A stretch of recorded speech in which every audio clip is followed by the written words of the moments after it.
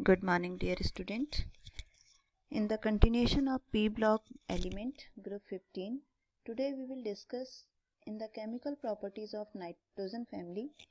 First, reactivity toward hydrogen. That is very important part, बच्चों. All the element of group 15 form hydrides of type EH3. EH3 means जितने भी hydrides इसके form होंगे NH3, PH3, ASS3, SPH3 and BiH3 types. ठीक है, तो ये जो हाइड्राइड्स फॉर्म होते हैं ये तो बिल्कुल सिंपल है कि NH3, PH3 टाइप के फॉर्म होंगे, but properties of these hydrides are very important. इसमें लिखी हुई एक एक लाइन जो है बच्चों, ये बोर्ड में क्वेश्चंस के फॉर्म में आती है. मीन्स आपको ये सीक्वेंस दिया गया है NH3, PH3, ASS3, SBH3, BiH3 और इसके साथ साथ प्रॉपर्टी आपको इसमें डिस्कस की गई है. प्रॉपर्टीज़ में आप देख रहे हैं सबसे पहले जैसे मेल्टिंग पॉइंट आप देख रहे हैं NH3 का ज़्यादा है, PH3 का उससे कम और ASS3 फिर उसके बाद इंक्रीज़ हो रहा है, पहले डिक्रीज़ फिर इंक्रीज़. तो वहाँ पे आपको वैल्यूज़ नहीं ध्यान रखनी है, आपको ट्रेंड ध्यान रखना है कि टॉप टू बॉटम अगर हाइड्राइड्स में आप मूव करते हैं तो जो मेल्टिंग पॉइंट है वो जनरली इंक्रीज़ होता है. But what is the problem with NH3? NH3 molecule जो है उसमें आपको पता है 3 N के साथ हाइड्रोजन के सिंगल बॉन्ड फॉर्म होंगे और एक लोन पेयर होता है. ठीक है, और नाइट्रोजन की इलेक्ट्रोनेगेटिविटी बहुत ज़्यादा है, इलेक्ट्रॉन डेंसिटी बहुत ज़्यादा है और नाइट्रोजन ही एक ऐसा एलिमेंट है इसमें जो हाइड्रोजन बॉन्ड फॉर्म कर सकता है. तो NH3 का एक मॉलिक्यूल और NH3 के दूसरे मॉलिक्यूल के बीच में इंटरमॉलिक्यूलर हाइड्रोजन बॉन्डिंग होती है. इसी वजह से इसका मेल्टिंग पॉइंट भी हाई है, देखिए आप, और इसी वजह से इसका बॉइलिंग पॉइंट भी हाई है. Otherwise melting point, boiling point depend करते हैं किस पे? साइज पे. साइज इंक्रीज होगा तो इंटरमॉलिक्यूलर फोर्सेस इंक्रीज होंगे.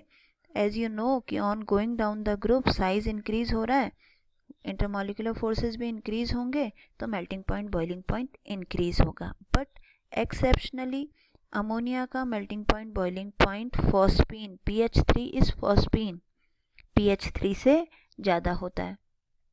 Reason due to the formation of intermolecular hydrogen bonding. पहला क्वेश्चन आप यहाँ पे नोट करेंगे कि NH3 has higher boiling point than PH3. Ammonia has higher boiling point than phosphine.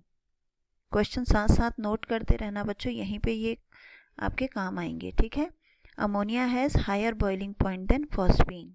Reason आपको देना है तो रीज़न आप देंगे due to presence of intermolecular hydrogen bonding in ammonia.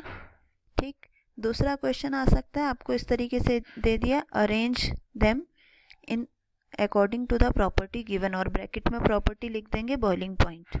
तो उसके बेस पे आपको इसको सीक्वेंस लगाना होगा, इंक्रीजिंग या डिक्रीजिंग इस तरीके का साइन आपको लगाना होगा. ठीक, नेक्स्ट हम आते हैं EH distance. EH distance means bond length. ठीक है, बॉन्ड लेंथ. अब आप बॉन्ड लेंथ अगर NH, PH, ASH, SPH bond length आप देख रहे हैं इंक्रीज हो रही है.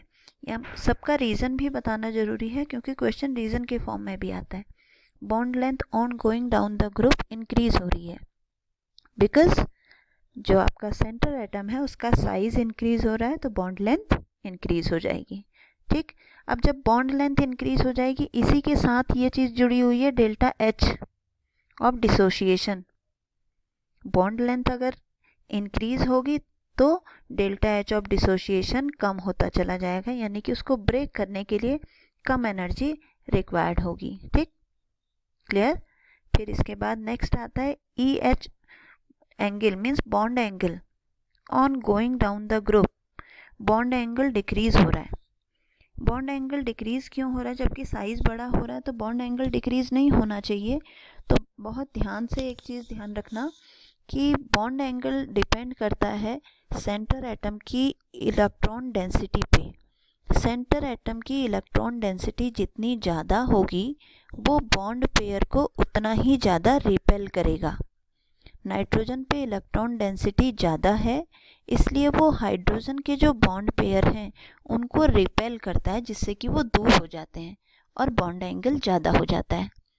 जैसे जैसे इलेक्ट्रॉन डेंसिटी कम होती चली जाएगी वो रिपल्शन कम होता चला जाएगा, और रिपल्शन कम होगा तो दोनों बॉन्ड एक दूसरे के क्लोज़र आ जाएंगे और बॉन्ड एंगल कम हो जाएगा। ठीक है, तो बॉन्ड एंगल के मैं आपको सीक्वेंस देना हो तो NH3 सबसे ज़्यादा। रीज़न क्या है? Due to high electron density on nitrogen atom. ठीक है, तो ये इस तरीके से क्वेश्चन आते हैं। और एक जो इसमें सबसे इम्पॉर्टेंट क्वेश्चन है वो ये वाला क्वेश्चन है, देखो, बेसिक करेक्टर। बेसिक करेक्टर, अब इसको आप बिल्कुल अलग पार्ट करके लिखना। Basic character of hydrides of group 15। जितने भी हाइड्राइड्स हैं, all hydrides are basic in nature. Base कैसे हम डिसाइड करते हैं? पहला, according to first definition, base are those which release OH negative ion. जहाँ OH नेगेटिव हो, जहाँ OH नेगेटिव नहीं है वहाँ हम कहते हैं base are those which can accept H+ ion, जो H+ आयन को एक्सेप्ट कर सकते हों। ये सब H+ आयन को एक्सेप्ट कर सकते हैं। NH4- सुना है आपने, NH4 पॉजिटिव, PH4 पॉजिटिव, तो सब के सब क्या हैं? H+ को एक्सेप्ट कर सकते हैं, बेस हैं। थर्ड डेफिनेशन हम देते हैं, bases are those which have a lone pair of electron, जिनके पास एक लोन पेयर होता है। आप देखिए नाइट्रोजन की वैलेंसी 5 है, 3 इसने बॉन्ड फॉर्म की तो एक लोन पेयर बचा, सबके पास एक एक लोन पेयर है, तो all the hydrides are basic in nature. Clear? पहली बात तो क्लियर हो गई कि अमोनिया ग्रुप 15 के जितने भी हाइड्राइड्स हैं वो सब के सब बेस हैं। ठीक, अब इसके बाद बेसिक करेक्टर इंक्रीज होगा या डिक्रीज होगा? अमोनिया इज़ मोर बेसिक या अमोनिया इज़ लेस बेसिक? यहाँ तो आपको सिर्फ सीक्वेंस दिया है, एग्जाम में रीज़न पूछा जाता है। ठीक, ammonia is more basic than phosphine. Basic character बच्चों किस पे डिपेंड कर रहा है? दो तरीके की डेफिनेशन है, मैं दोनों रीज़न आपको बता देती हूँ। पहली डेफिनेशन है tendency to gain H+ ion. H+ ion जो एक्सेप्ट करता है बेस होता है, तो H+ आयन एक्सेप्ट करने की टेंडेंसी किसकी ज़्यादा होगी? जिसकी इलेक्ट्रोनेगेटिविटी ज़्यादा है। Since nitrogen is more electronegative than phosphorus, so it can easily accept H+ ion, therefore it is more basic than PH3। ऐसे ही आंसर लिखना होता है। ठीक है, मैं रिपीट कर रही हूँ, since nitrogen is more electronegative then phosphorus, so it can accept H+ ion more easily, therefore more basic than phosphine। पहला आंसर। ठीक, दूसरे तरीके से आप क्या कह सकते हैं? Lone pair, all have lone pair, but nitrogen के पास ज़्यादा क्यों है? Because the size of nitrogen is very small. जैसे आप ग्रुप में टॉप टू बॉटम मूव करेंगे, साइज जब बड़ा होता जाएगा तो इलेक्ट्रॉन का डीलोकेलाइजेशन ज़्यादा होगा।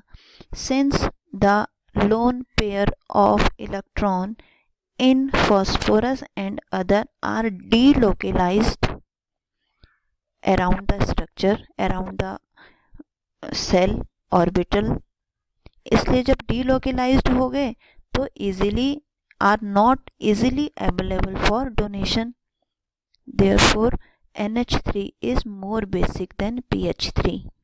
दोनों में से कोई भी आंसर आप लिखेंगे आपको पूरा 1 मार्क्स मिलेगा। ठीक, दूसरा क्वेश्चन यहीं से, the reducing character of hydride increases. अलग अलग पॉइंट्स के उस पर पहले इसको क्वेश्चन लिखो, फिर उसका रीज़न लिखो। ठीक, reducing character increases. Reducing character means खुद रिड्यूस हो करके दूसरे को ऑक्सीडाइज करना। ठीक, अब रिड्यूस कब करेगा? जब H को रिलीज करेगा तभी तो रिड्यूस होगा।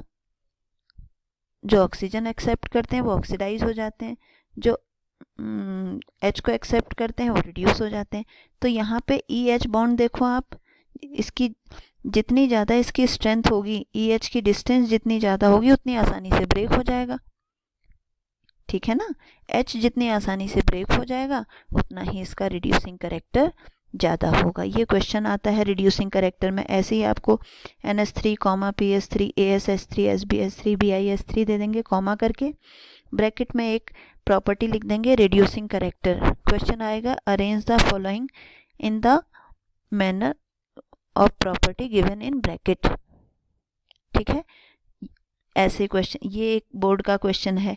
BiH3 is strongest reducing agent, give reason. Strongest reducing agent क्यों है? बिकॉज यहाँ पे जो Bi और H के बीच की बॉन्ड लेंथ है वो क्या है, बहुत ज़्यादा है। सो BiH बॉन्ड जो है आसानी से ब्रेक हो जाता है, इसलिए जब ब्रेक हो जाएगा तो H निकल जाएगा, ऑक्सीडाइज हो जाएगा, तो रिड्यूसिंग एजेंट की तरह बिहेव करेगा, ठीक है। क्लियर हो गया? तो ये सारे क्वेश्चन 1 बाय 1 आप इसको नोट करेंगे। और ये आपका आज के लिए हाइड्राइड्स पोर्शन बहुत है, कल को हम इसके ऑक्साइड्स पढ़ेंगे, ठीक है। Thank you.